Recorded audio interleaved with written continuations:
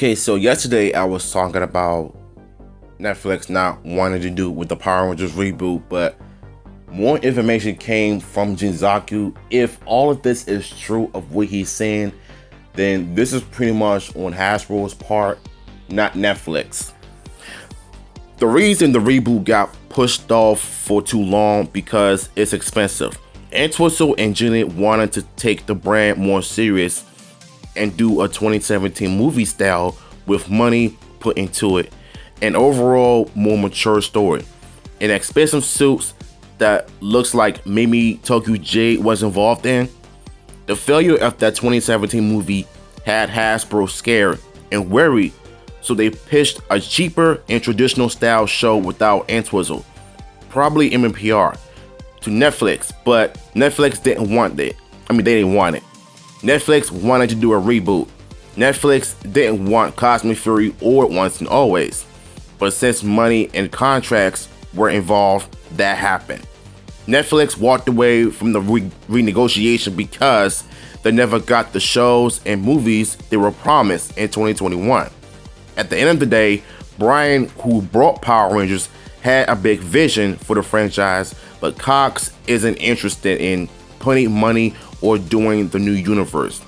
He wants to save money and not spend on a brand he didn't care for, which is why the right to the show will be sold off next year.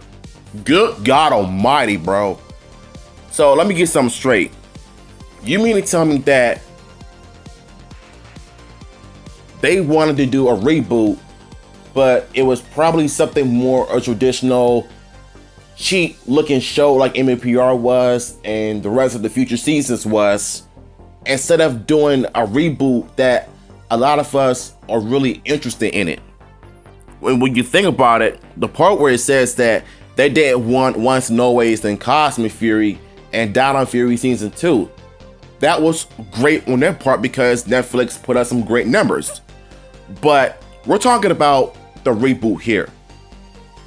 So what I don't understand is that if you brought the property in the first place, ever since this new CEO, Chris Cox, took over, he act like he doesn't want nothing to do with Power Rangers because, number one, this is all starting to sound like Disney when they were at a breaking point with the franchise.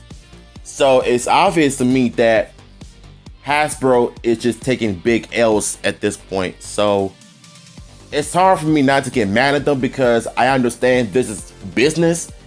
But at the same time, if you're bringing in properties that we grew up loving for 30 years, at least you could do is just do something different with it and take it seriously, instead of just like throwing away money that could make you billions of dollars. Like with this whole Jonathan Entwistle reboot.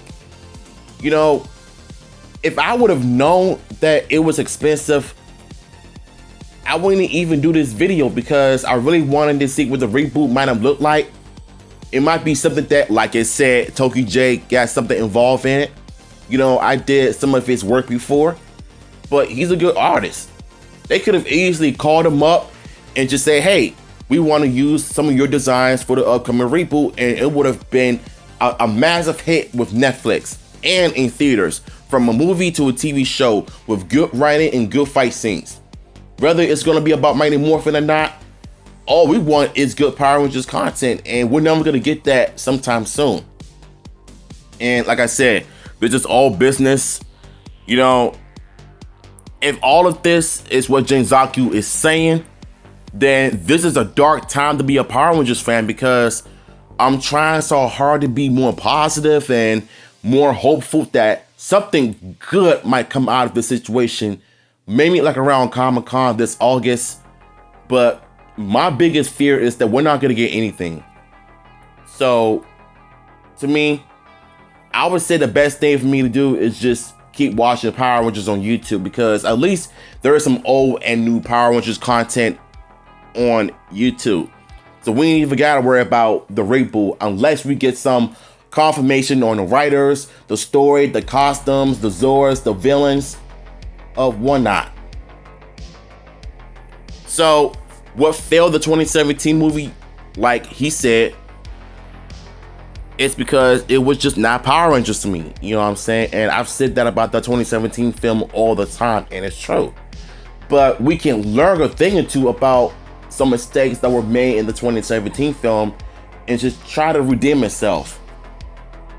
And I think that's the thing that really concerns me, though, because Chris Cox he might be one of the worst CEOs Hasbro has ever brought in, because when Brian Goner brought Hasbro in 2018, he really had a vision for the franchise.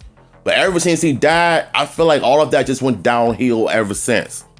New people coming in that are not in good control of Power Rangers, of who's running it, who is hiding it.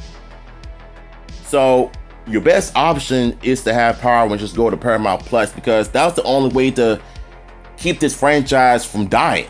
Netflix didn't want it, somebody else will. And my bet is I want Paramount Plus to just take it, because Hasbro and Paramount Plus have a good relationship. So why don't you just take their entertainment brands off of y'all and let Paramount Plus do the show and movies? That is the one thing that I want to happen. And maybe if you could just have Jonathan Entwistle and them work on a reboot right away, and I hope and praise to God that it doesn't end up being what I fear.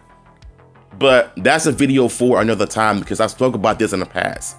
So at the end of the day, I just want Power Rangers to do better. I want Hasbro and whoever takes the property to do better and just give us what we want. That's basically all I have to say for this one.